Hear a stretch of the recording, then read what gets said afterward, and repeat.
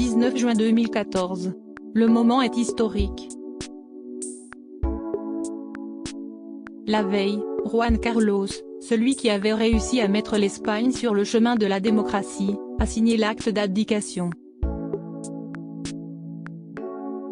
Son fils, prince des Asturies, désormais Felipe V, monte sur le trône.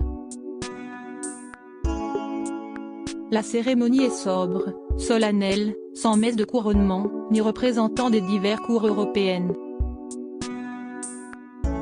Juan Carlos, roi émérite, noue la ceinture en soie rouge de capitaine général des armées autour de la taille de son fils qui a revêtu l'uniforme militaire.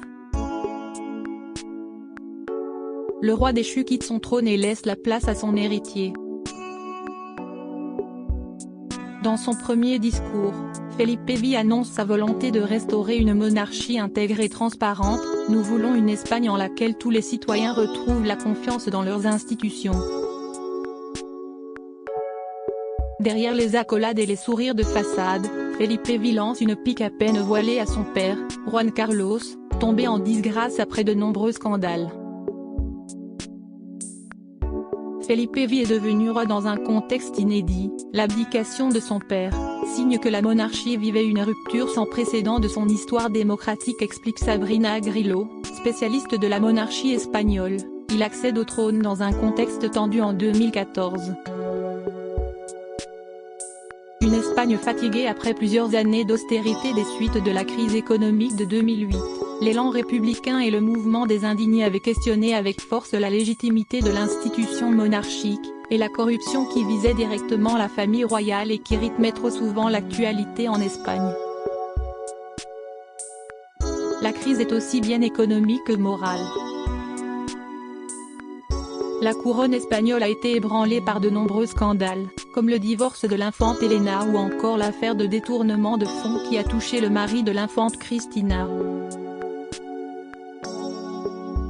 Le tollé provoqué par la chasse à l'éléphant au Botswana de Juan Carlos est venu sonner la fin de la partie. Les Bourbons d'Espagne se devaient de tourner la page s'ils voulaient sauver leur couronne. Felipe V, fils exemplaire, reprend les rênes de l'institution, et tire un trait sur le passé. Felipe V, il faut tuer le père dès son plus jeune âge. Le prince Felipe a été formé aux plus hautes fonctions. Il savait qu'un jour, il serait le garant de l'institution. L'un de ses souvenirs d'enfance les plus marquants, la tentative de coup d'État du colonel Antonio Tejero, vécue en direct depuis les bureaux de son père en 1981. Il n'a alors que 13 ans et cet événement le marquera au fer rouge. Plutôt discret, celui qui se rêvait astrophysicien, étudie au collège privé Santa Maria de los Rosales, non loin de la Zarzuela. Ses sœurs, les infantes Elena et Cristina ont suivi le même parcours. Felipe V deviendra par la suite le premier roi à avoir reçu un diplôme universitaire. Une belle revanche pour celui qui avait bien du mal à se lever le matin selon les rumeurs. Il a reçu une formation multiple en droit à l'Université autonome de Madrid et en relations internationales à l'Université de Georgetown à Washington D. C'est sa formation militaire s'est faite via divers organismes internationaux pour les questions de défense et sécurité et il a reçu une instruction militaire à l'Académie militaire de Saragosse, souligne Sabrina Grillo. Felipe V est également un sportif émérite. Dans la tradition familiale, le roi d'Espagne, tout comme son père, est un grand amateur de voile. Il avait même participé aux Jeux olympiques de Barcelone en 1992, au sein de l'équipe espagnole de voile. Mais ce n'est pas pour cet exploit qu'il est inscrit au Guinness des records. Felipe V mesure une m97, ce qui lui a valu d'obtenir le prestigieux titre du prince le plus grand du monde en 2012. Le roi d'Espagne est également un passionné de football.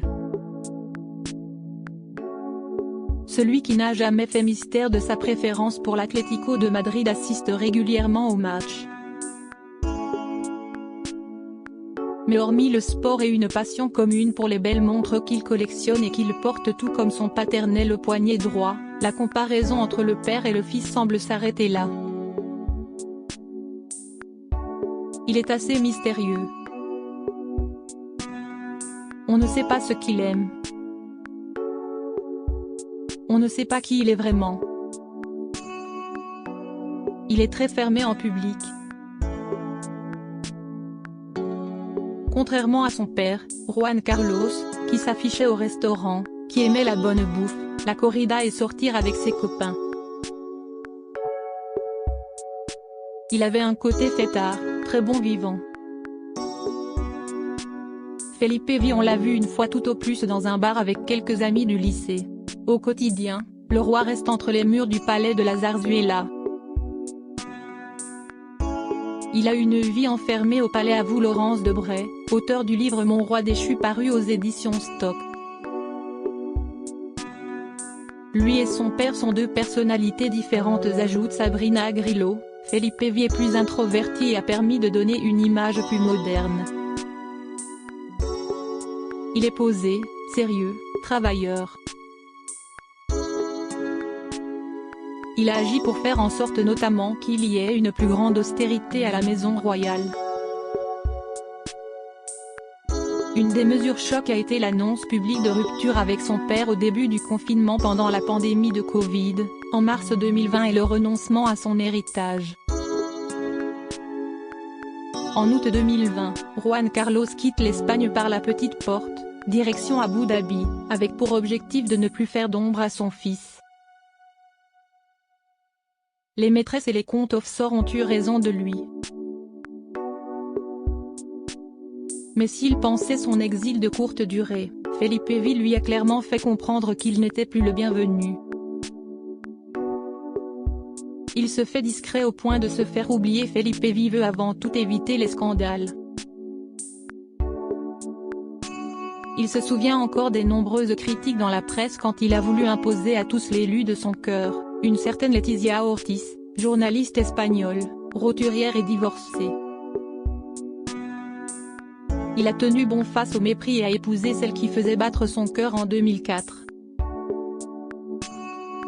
Depuis, pas une vague, pas un faux pas. Le couple multiplie les engagements mais vit toute prise de parole.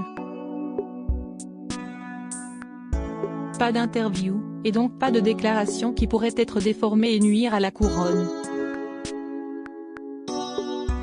Non, le couple se fait discret, et quand il sort, sieste pour se rendre au cinéma, une fois les lumières éteintes. Peu d'informations sont ébruitées sur la vie privée du souverain, si ce n'est qu'il apprécie le jambon de pays, les bocadillos et les tapas. Son péché mignon? Les haricots blancs aux palourdes, une recette typique de la région des Asturies. Le tout arrosé d'une bonne bière plutôt que d'un verre de vin rouge. Rien qui ne tâche.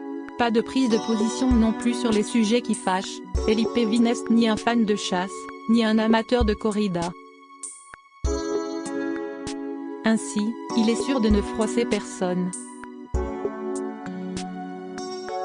Au point d'être un roi un peu trop lisse, il a la volonté d'attirer le moins possible l'attention. Du coup, on se demande à quoi il sert. Il existe assez peu. Il se fait discret au point de se faire oublier, analyse Laurence Debray. Certains l'affirment, Felipe Vi est seulement un très beau pantin. Léonore d'Espagne, l'avenir de la couronne avec son épouse Letizia. Felipe Vi a élevé deux jeunes femmes, Léonore, 17 ans et Sofia, 15 ans. L'avenir des Bourbons d'Espagne s'écrira donc au féminin. Avant le départ de l'aîné pour le pays de Galles, tous les quatre vivaient dans l'enceinte de la Zarzuela, au pavillon des Princes, une vaste demeure de 3 étages d'une superficie de 1800 mètres carrés. l'opportunité pour les deux infantes de grandir comme deux jeunes filles normales à l'abri des regards indiscrets. Felipe V a veillé à leur éducation et s'est montré être un père proche et à l'écoute. Il se murmure que le roi parle régulièrement anglais à ses filles, pour les habituer à cette langue, comme la reine Sofia, sa mère, l'avait fait avec lui. Tirée à 4 épingles à chacune de ses apparitions, Léonore, future reine d'Espagne, se doit d'honorer aujourd'hui tous les efforts mis en œuvre par son père pour sauver la couronne.